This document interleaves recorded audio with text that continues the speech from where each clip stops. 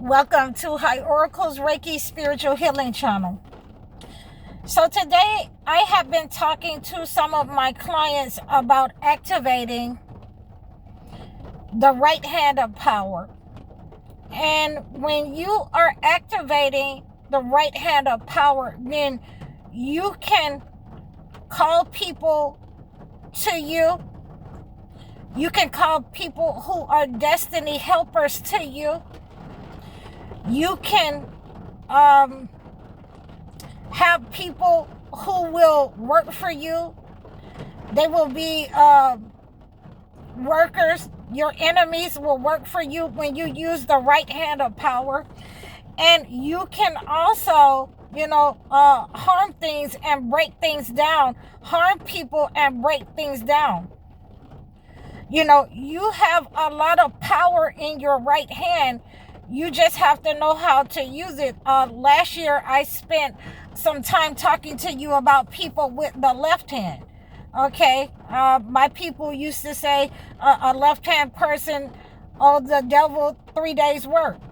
Okay, but they never speak about the right hand. So the right hand is what holds your power. You can call your money with the right hand. You can possess people. Like I said, possession means that you will have them working for you as long as you need them. You can enslave people. In the Holy Quran, it says that you can make servants and possess them with the right hand. So this is what we're talking about. That the right hand means that, you can build with these people, and you can have them as your servants or assistants in order to help you to build, certain types of businesses, okay, that God will have you build for him. Okay, when you're on a spiritual mission, you will need to understand the power 222, as I'm saying this, the power of your right hand, because it will carry the authority of God given to you to call in your blessings, to call in your finances, to call in the love of your life. Okay, a lot of people, they do not talk about the right hand, because the right hand is the God hand. It's the dominant hand. Okay? There are certain people that I have seen that is ambidextrous. Okay? They can write with both of their hands. But many people are right-handed. Most people are right-handed, because that is the hand of power. Okay, so you want to be able to use this. You can break curses with your right hand. You can destroy demons with your right hand when you know how to do that. When you're ready for that. Again, 333, as I'm saying this, master. Okay, so you also want to anoint yourself with your right hand. You want to anoint other people with your right hand. You want to anoint your children with your right hand. Your right hand is the authority, especially as a parent, especially as an elder. You want to make sure that when you are setting the tone for your family, when you're making your food, you want to make sure that it is stirred in the right direction, usually with the right hand. You never shake someone's hand with your left hand, and you never give anybody anything with your left hand. Okay? That is a no-no. So we have an understanding that you can remove curses off of you. You can remove demonic entities off of yourself and other people. If you have the authority with your right hand, especially men. especially men. Okay, now what you have to understand about this topic is that if a person has the authority and they have been given the authority by God, then they're going to lead other men. They're going to, like Jesus was, come on here, Peter, we're going over here. Now we're fishermen of men. Okay. That is the authority of the right hand that God gives to certain men. Okay. If you are in a battle, men or women, you can hit someone with the right hand and take it out.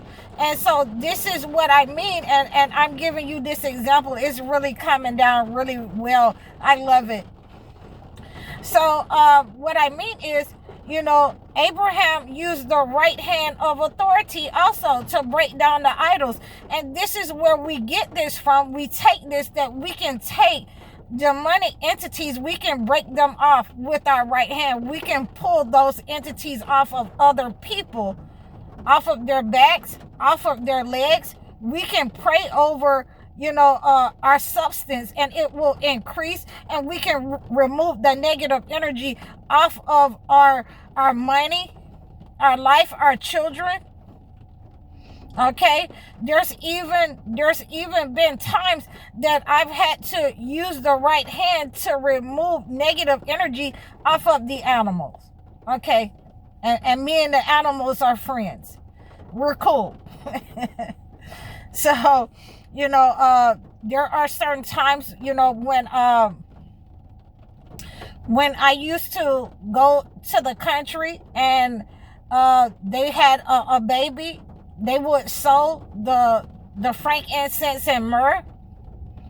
They would sow frankincense and myrrh into the blankets and present it to the new mother with the right hand. Okay, so we have the understanding that we have the right hand of power and authority, and there is a difference in power. You can have power to break down the false idols. You can have power to break down the giant. Okay, but you have to have authority in order to remove the demonic entities, from a place, from a person. You have to have, spiritual authority to give people the necessary, how shall I say, the necessary energy, frequency, to remove, afflictions, health problems, diseases. You have to have the authority to do that. Okay? Spiritual authority. Spiritual power and spiritual authority are two different things. But when God gives you them in your right hand, then you can move mountains if you know what you're doing. You can heal people if you know what you're doing. Some people you will not be able to help. Some people you will, there's some people that have come to me and they have that angry fighting spirit. They're angry at everybody. They want to fight everybody. They're loud, and they're wondering why they have the negative energy, why the entities are so attracted to them. Because it likes that type of filthy heart. It likes that type of filthy mind. It likes that type of filthy body that, nobody can be right except me. I'm the only one that's going to be right. Or, I'm going to bust your head. I'm going to bust you in the mouth. I'm going to whip you if you try to tell me that I'm wrong. So these are the types of people that attract these negative entities.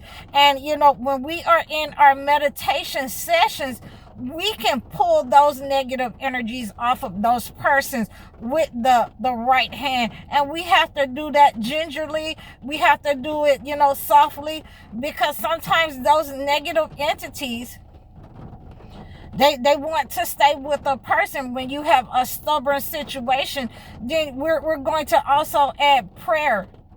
You know, there are some people that we have to make sure that we're standing in prayer all night together. So when we have those prayer sessions, you know, you have to have the authority in order to have those types of prayer sessions and have our people anoint each other, you know, and to be able to lead other people in the prayer and the fasting. So this is what I have for you today. I hope that you have received this message about the right hand of authority and power. You can reach out to me in the description below. Like, share, and subscribe. Donate to my channel. Book your consultation so I can acclimate